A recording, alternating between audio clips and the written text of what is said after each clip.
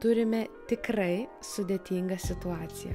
Giliai ir skausmingai skilęs nagas, plokštelės viduryje. Daug negyvos odos, kuri daugelėje vietų supleišėjusi ir įtrūkusi. Ir stipriai žemyn augantis nagas. Pradedame atsargiai šalinti seną medžiagą. Toliau atstumėme kietą odą ir išvalome kišenę lašiuko formos antgaliu. Atsargiai nukerpame antnagį ir pabaigai atliekame poliravimą lašiuku. Nuriebaliname nagą ir su gami baze sukuriame bazinį sluoksnį sukibimui išgauti. Toliau su Los Angeles akrigeliu atstatinėjame nusvirusi ir žemyn augantį laisvąjį kraštą. Medžiagą stingdome ir dildžiuojame iš šonų bei panagėje. Toliau lakuojame Cuba Libre šviesą atspindintį laką ir nepamirštame plonu teptuku palakuoti visur po odelę. Belieka viršutinis sluoksnis ir voila, maksimaliai pasikeitusi nagų išvaizda. Kaip jūs vertinate šią nagų transformaciją?